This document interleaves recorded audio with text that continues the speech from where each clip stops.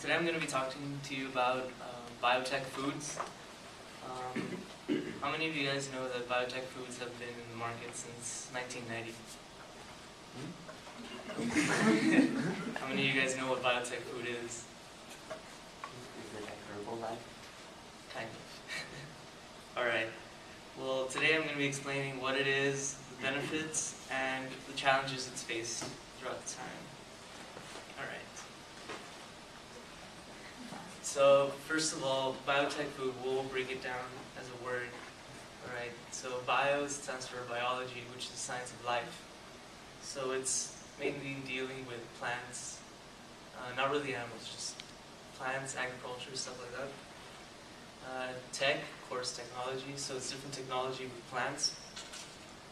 And food, well, you know what food is. Alright, it was first started in Geneva, Switzerland, in November of 1990.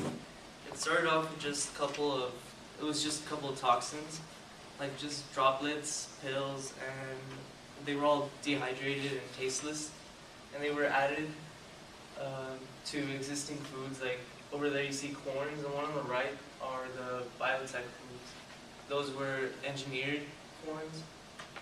They were their nutrients and all that, they were changed to accommodate to what people needed more. Like, let's say someone needs more carbohydrates in their diets, the corns can be adjusted to raise the carbohydrate levels. So yeah, those are the corns that have been changed, and the ones on the left are the regular ones. So that's when they just got started, so that's why they look all nasty. They look better now. Okay. Now we'll talk about the benefits of biotech foods. It's not only beneficial to us as a consumer, but to the farmers that are harvesting them. You don't really need to take care of them as much. Like for certain plants, you need to focus like whether they need more heat or so they don't get too cold. The biotech foods, like you can just leave them out in a tent and make sure they don't get too watered up and like dug out, because you don't really need to take care of them. Like I said, the specific nutrients, like you don't, like if you need something in your diet, they can adjust it to that. And another thing is allergens. Like let's say you're allergic to peanuts or something, if they can figure out what you're allergic to, they can try to take that part out of the peanut, so you'll be able to eat it. And let's see what else. You don't need to use any kind of pesticides when you're harvesting them, so that makes it even easier on the farmers, and it's also cheaper.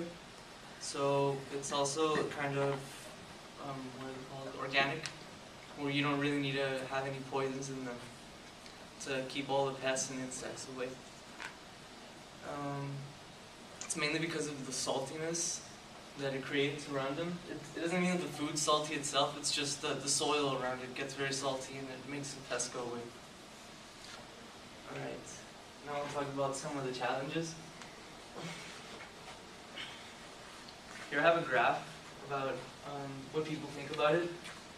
The green lines are people that haven't heard of biotech foods, and they ask them questions about it, like, do you think they're acceptable, or this is like if you would feed them to like your family and stuff. And the orange people are people that have heard of biotech foods. So as you can see, like this was probably done somewhere in Europe where they're more heard of, like around Switzerland.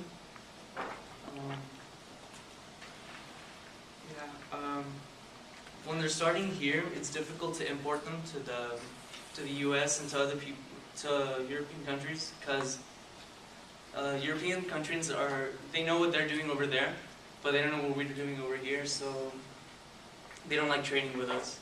I work in import-export, so I'm familiar with FDA and all their regulations, and I know that FDA, they have to have very specific labels or else they send everything back.